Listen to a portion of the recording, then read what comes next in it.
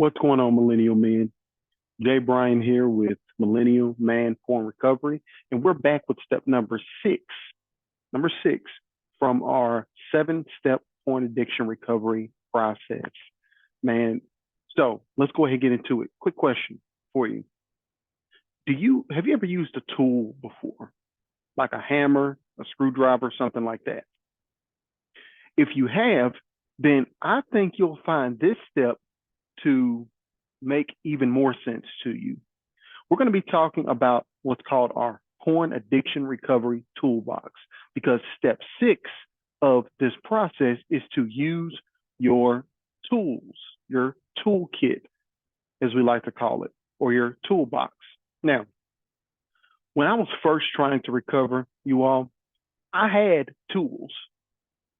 Some tools weren't the best for me. Some were good tools to use in my recovery, but I didn't necessarily know the situation when to use those tools, right? If I saw a screw, I would get a hammer, so to speak. I had prayer. I'd done my research, researching and finding the appropriate information. That's a tool in itself. I had advice from my counselor and other people. Again, my problem was I didn't know when to use each particular tool. So let's talk about 3 tools, and there are many more that you have for yourself that you can acquire, and there are several that I teach as well. But let's talk about 3 of my favorite tools to add to your recovery toolkit. So the first one is called a feelings ID, a feelings ID.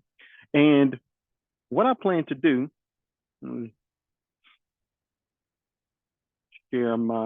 share a whiteboard here.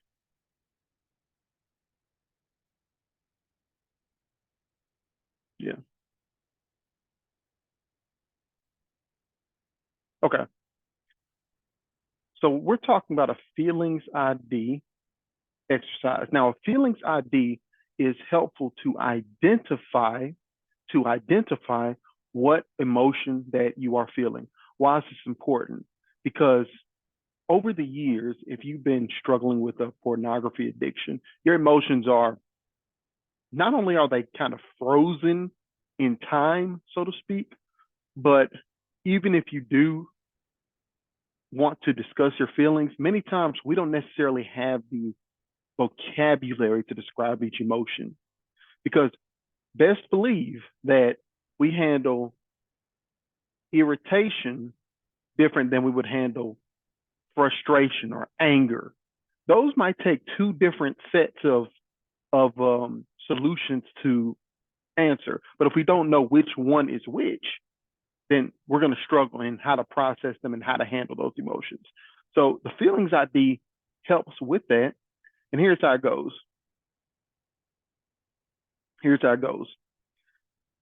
For the feelings ID,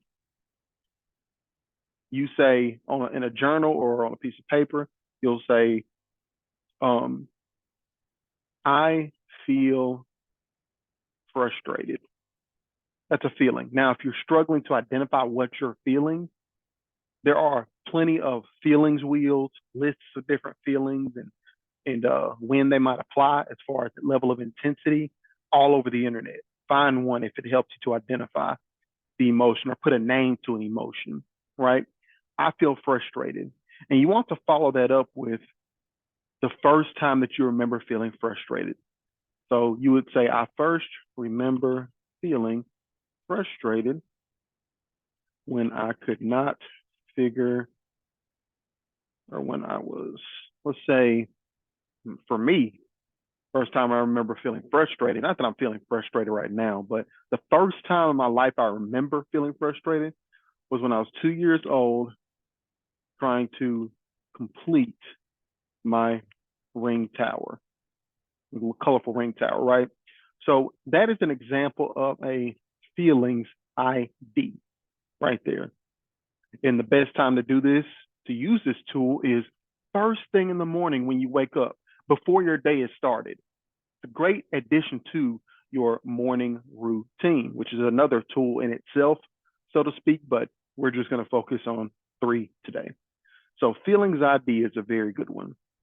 And you can do it for as many feelings as you want, but I always suggest starting off with three or four feelings in the morning as soon as you wake up.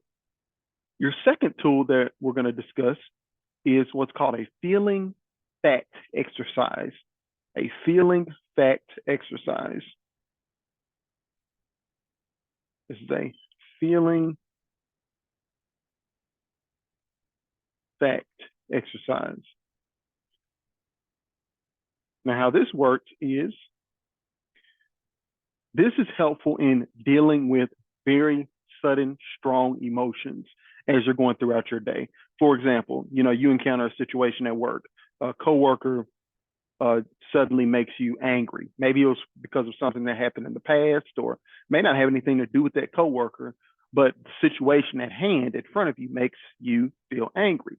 Nothing wrong with anger, nothing wrong with any emotion of any type, but it's important to deal with that emotion because oftentimes it's tough to, for most of the population, and this is a whole different video when we talk about how the population is wired when it comes to the personalities, but majority of the population is emotional. So if they feel a strong emotion, then guess what? It's kind of tough to go ahead and finish our task or do what we're supposed to do until we process through that in whatever way is best, right? The feeling fact exercise helps with that. So how it works is you start with writing, and you would write this in a journal or type it in your phone. You start with writing the feeling. So I feel like, and this can be whatever you feel, no right or wrong answer, and why you feel that way.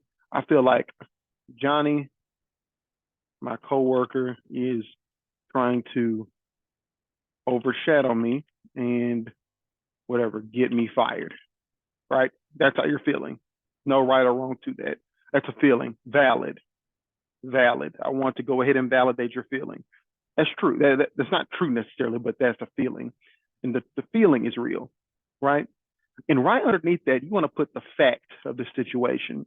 And when you type the facts of the situation, you want to stick to 100% cold, hard facts about the situation at hand. Okay? Including what the factual reasoning might be, not what you're feeling. You already wrote that. You want to put the fact of the situation. So we'll say, Johnny informed me that I need to improve this part of the spreadsheet. And I'm making this up, obviously. It's not the best example, but Johnny informed me that I need to improve this part of the spreadsheet. If I improve this part of the spreadsheet, it will add positive benefits, or it will have positive benefits during the presentation later, right? So those are some facts. Johnny did factually inform you in this example that you need to improve a certain part of the spreadsheet. If you do improve that part of the spreadsheet, doesn't matter how we feel about it. We already wrote that, and that's valid. But the fact is, if we do that, great. It'll have benefits later, or maybe it won't have a benefit. If I do this, it might end up. It will probably end up, based on what's happened in the past, or just what I've seen. It might end up with this occurring, something negative, right? So the fact part really gets us in our rational mind. It helps us step outside the situation and put down on paper, what are the facts about this? And is it beneficial to actually do whatever we're wanting to do here? Would it be beneficial to us and the situation that we are contributing to? So that's the feeling/fact exercise. So we've talked about the feelings ID and the feeling/fact exercise. And then your third tool, or a third tool for your point addiction recovery toolkit, is what I like to call your action plans. Now, pretty basic name, right? But these have been a lifesaver for me. They have our action plans. Action plans are short, maybe 1 to 3 steps. They are short lists of actions to take in certain situations. Now, this has been helpful to me. I think now I have maybe like 8 or 9 action plans, but what they are is depending on certain situations, like mine, for example, I have an action plan for if I want to get on social media when I should be doing something else. I have an action plan for if I get sudden free time at work, right? I have an action plan. I have what's called a spiral plan. If I start feeling super negative and start spiraling out of control, so to speak, at least emotionally, I have a plan for that. And my plan, they can be simple, right? So my plan, in fact, I can pull up one of my plans right now because I have them in my phone ready to go. Let's see, spiral plan. So my plan has 6 steps. Okay, so that's kind of long for an action plan, but here's my plan to do a feeling fact exercise. This is if I start spiraling. This is my spiral plan. If I start feeling negative and kind of spiraling out of control emotionally, I do a feelings fact exercise. I just read through my short purpose statement that I read through every morning. I say a prayer, very quick. It has 5 steps. I say a prayer. I walk a quick lap, which means I just go outside and just walk for, let's say, 5 minutes or so, 10 minutes, or head to the gym or go running if I would like. It just depends on what I want to do. And then the last step 5, is to make a quick plan on how to overcome whatever's led me to spiral, right? Whatever the situation is, what is some kind of plan that I can put together to overcome that particular thing? Maybe it's just going ahead and talking to the person. Maybe it's drafting an email. Maybe it's not doing anything. Might be to just walk away from the situation, right? So action plans are great for specific situations and they're customized to you. So this, again, it is a tool. Use it if you find it helpful. I have found it helpful and I wanted to pass it along here today. So those are 3 tools. We have our feelings ID, which helps identify emotions.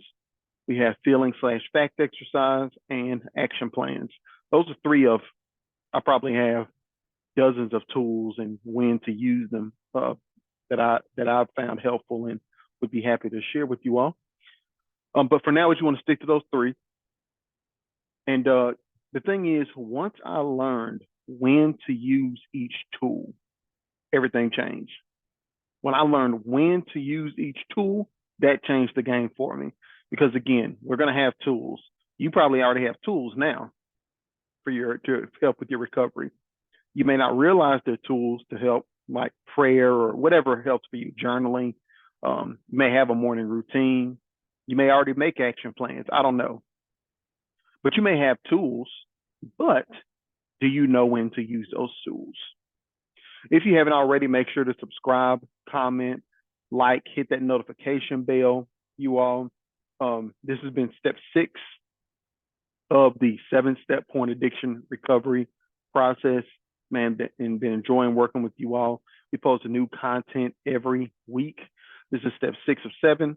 So today, this video, I'm recording it today, and I'm going to get it posted.